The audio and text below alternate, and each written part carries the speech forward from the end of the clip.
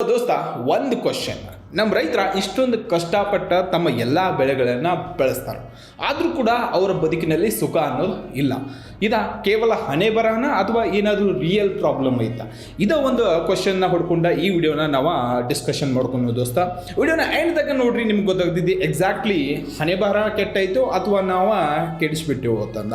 ಇನ್ನ ತನಕ ನಮ್ಮ ಚಾನಲ್ ನೀವು ಏನಾದರೂ ಸಬ್ಸ್ಕ್ರೈಬ್ ಮಾಡ್ಕೊಳ್ಳಿದ್ರೆ ಪ್ಲೀಸ್ ಸಬ್ಸ್ಕ್ರೈಬ್ ಮಾಡ್ಕೋರಿ.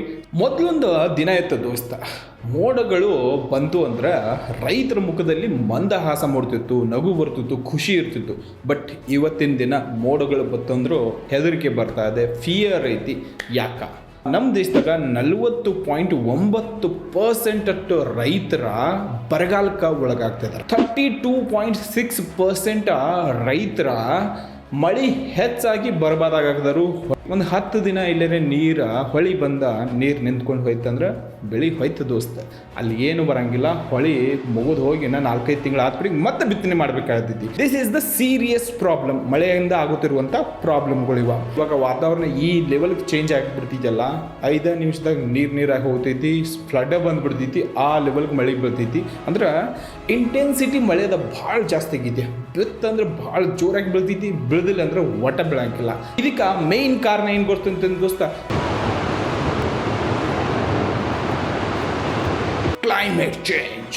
ಇದು ಒಂದು ಮೇನ್ ರೀಸನ್ ಐತಿ. ಇದ್ರ ಸೊಲ್ಯೂಷನ್ ಕೂಡ ಇದಾವ ದೋಸ್ತ.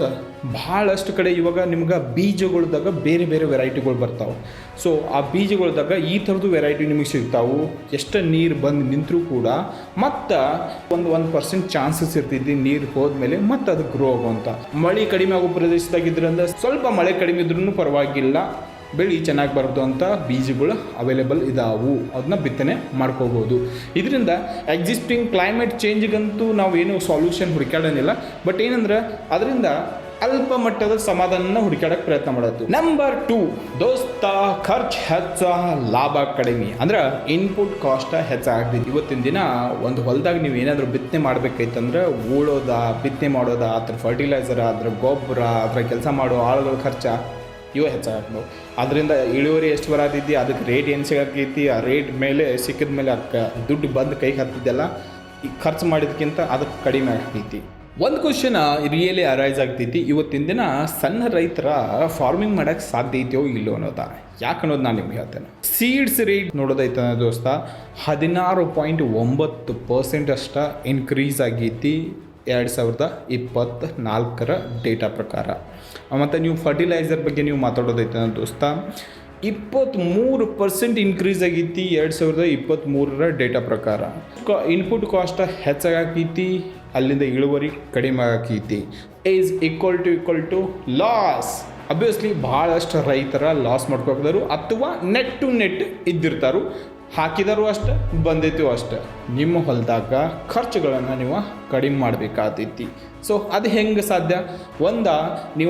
ನೀವು ಬರೋ ಹೈ ಕಾಸ್ಟ್ ಆಗಿ ಸಿಗುವಂಥ ಸೀಡ್ಸ್ಗಳ ಮೇಲೆ ಡಿಪೆಂಡೆಂಟ್ ಆಗಕ್ಕೆ ಹೋಗ್ಬೇಡ್ರಿ. ನಿಮ್ಮ ಸೀಡ್ಸ್ಗಳನ್ನು ನೀವು ರೆಡಿ ಮಾಡ್ಕೋರಿ. ಎರಡನೇದ, ಡೋಂಟ್ ಡಿಪೆಂಡೆಂಟ್ ಆನ್ ಫರ್ಟಿಲೈಸರ್ಸ. ನೀವೇನ ಆರ್ಗ್ಯಾನಿಕ್ ಮ್ಯಾಗ ಜಾಸ್ತಿ ಪುಷ್ ಮಾಡಿರಿ, ದನ ಕರುಗಳನ್ನ ಹೆಚ್ಚು ಸಾಕಣೆ ಮಾಡಿರಿ, ಅದರಿಂದ ನಿಮ್ಗೆ ಆರ್ಗ್ಯಾನಿಕ್ ಮೆನ್ಯೂರ್ ಸಿಗ್ತೈತಿ. ಅದನ್ನು ನೀವು ಹೊಲಕ್ಕೆ ಹಾಕೋದ್ರಿಂದ ನಿಮ್ಮ ಹೊಲ ಫಲವತ್ತತೆ ಆಗಿರ್ತೈತಿ. ಹೊಲ ಫಲವತ್ತತೆ ಆಗಿತ್ತಂದ್ರೆ ಈಲ್ಡು ಕೂಡ ಚೆನ್ನಾಗಿ ಬರ್ತೈತಿ. ದೋಸ್ತ, ಮತ್ತೊಂದು 2 ಆಪ್ಷನ್ ಇದಾವೆ.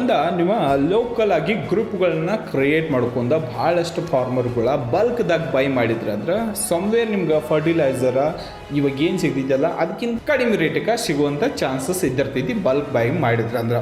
ಗೌರ್ಮೆಂಟ್ಗಳ ದೋಸ್ತ ಭಾಳಷ್ಟು ಫರ್ಟಿಲೈಸರ್ ಮ್ಯಾಗ, ಬೀಜ ಮ್ಯಾಗ, ಪೆಸ್ಟಿಸೈಡ್ಸ್ ಮ್ಯಾಗ ಸಬ್ಸಿಡಿಗಳನ್ನ ಕೊಡ್ತಿರ್ತಾರೋ. ಆ ಸಬ್ಸಿಡಿಗಳು ಯಾವ್ದ್ರ ಮ್ಯಾಗ ಇದಾವು, ಎತ್ತ ತಿಳ್ಕೊಂಡ ಅದನ್ನು ಆ್ಯಕ್ಚುಲಿ ಯೂಸ್ ಮಾಡೋಕೆ ನೀವು ಕಲಿಬೇಕಾಗ್ತೈತಿ. ಯಾಕಂದ್ರೆ ಭಾಳಷ್ಟು ಸ್ಕೀಮ್ಗಳು ಅವೈಲೇಬಲ್ ಇದ್ದಾವೆ, ಆದರೆ ನಮ್ಮ ರೈತರಿಗೆ ಗೊತ್ತಿಲ್ಲ ಅನ್ನೋದು ವಿಪರ್ಯಾಸ.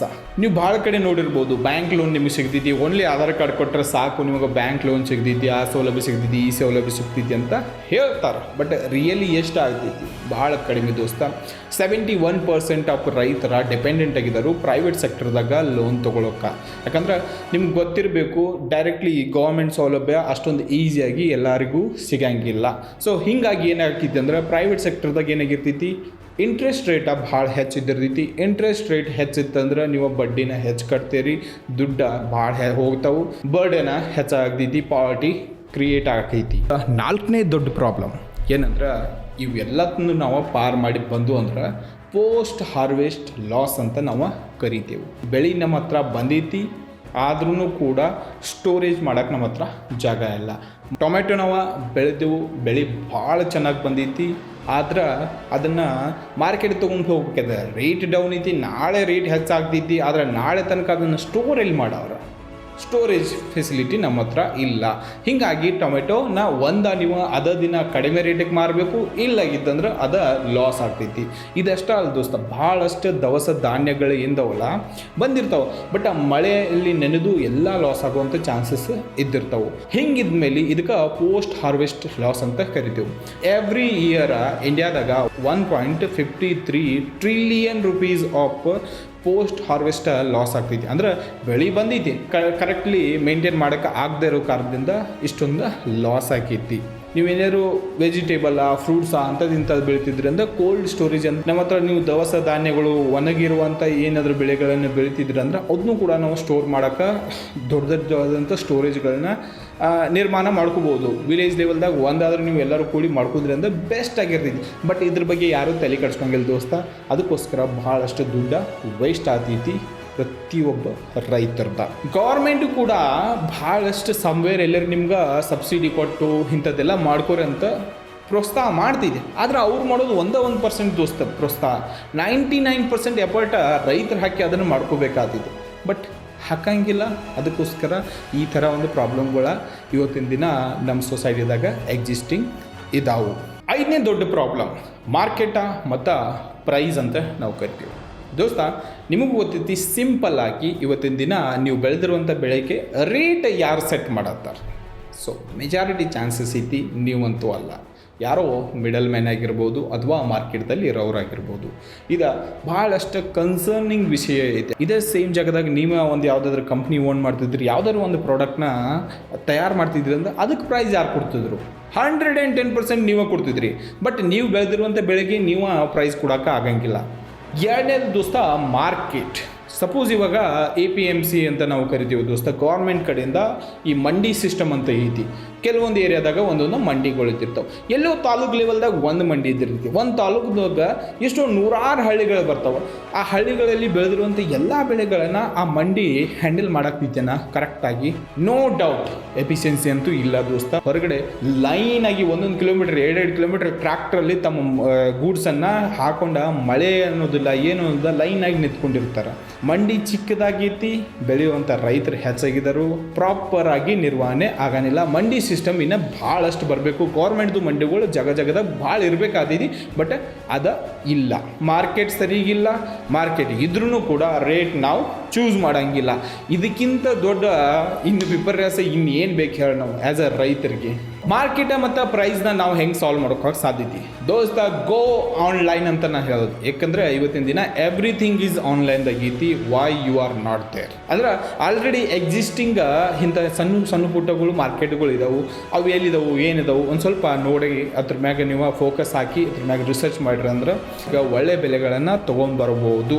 ಲೋಕಲ್ ಕಲೆಕ್ಷನ್ ಸೆಂಟರ್ಗಳ ಸಣ್ಣ ಗೌರ್ಮೆಂಟ್ದವ್ರ ನಿರ್ಮಾಣ ಮಾಡಬೇಕಾದಿದ್ದು. ಹಂಗೆಲ್ಲೇ ಆಗೋದಿಲ್ಲ ಅಂದ್ರೆ FPO ಅಂತಾರೆ, ರೈತರ ಇಂಥದ್ದೊಂದು ನಿರ್ಮಾಣ ಮಾಡಿ ಈ ಸಣ್ಣ ಜಾಗದಾಗ ಈ ಕಲೆಕ್ಷನ್ ಸೆಂಟರ್ಗಳನ್ನ ಮಾಡಬೇಕು. ಇದರಿಂದ ನೀವು ಕಾಸ್ಟನ್ನ ಉಳಿಸ್ಬೋದು, ಟ್ರಾನ್ಸ್ಪೋರ್ಟೇಷನ್ ಕಾಸ್ಟ್ನ ರೈತರು ಉಳಿಸ್ಬೋದು. ಆನ್ಲೈನ್ದಾಗಂತೂ ಭಾಳ ಆಪ್ಷನ್ ಇದಾವೆ ದೋಸ್ತ. ಭಾಳಷ್ಟು ಕಂಪ್ನಿಗಳ ಗೂಡ್ಸ್ನ ಬೈ ಮಾಡ್ತಿರ್ತಾವೆ ಬಲ್ಕ್ದಾಗ ಡೈರೆಕ್ಟ್ಲಿ ರೈತರಿಂದ. ಅವು ಎಲ್ಲಿದ್ದಾವೆ ಏನಿದಾವೆ ಇವನ್ನೆಲ್ಲ ತಿಳ್ಕೊಂಡು ನೀವು ಅದ್ರ ಮ್ಯಾಗ ವರ್ಕ್ ಮಾಡಿ ಸೊ ಅವ್ರಿಗೆ ಸೆಲ್ ಮಾಡೋದ್ರಿಂದ ಸಮ್ವೇರ್ ಎಲ್ಲರಿ ಈ ಟ್ರ್ಯಾಪ್ ಏನು ಆಲ್ರೆಡಿ ಕ್ರಿಯೇಟ್ ಆಗಿಲ್ಲ ಮಾರ್ಕೆಟ ಮತ್ತು ಪ್ರೈಸಿಂದ, ಇದನ್ನು ಬೀಟ್ ಮಾಡ್ಬೋದು ದೋಸ್ತ. ಈಸಿ ಅಂತೂ ಇಲ್ಲ, ಅಫ್ಕೋರ್ಸ್ ಪಾಸಿಬಲ್ ಐತಿ. ಯಾಕಂದ್ರೆ ಅದನ್ನು ಹ್ಯೂಮನ್ನ ಕ್ರಿಯೇಟ್ ಮಾಡಿದ್ದಾರೆ, ಯಾರು ದೇವರಂತೂ ಮಾಡಿಲ್ಲಲ್ವ. ರೈತನ ಹಣೆ ಬರನ್ನ ಕೆಟ್ಟು ಹೋಗಿತ್ತಲ್ಲ, ನಾವು ಮಾಡಿರುವಂಥ ಟ್ರ್ಯಾಪ್ದಾಗ ನಾವು ಜಿಗದ ಸಹಾಗ್ದೇವು ದೋಸ್ತ.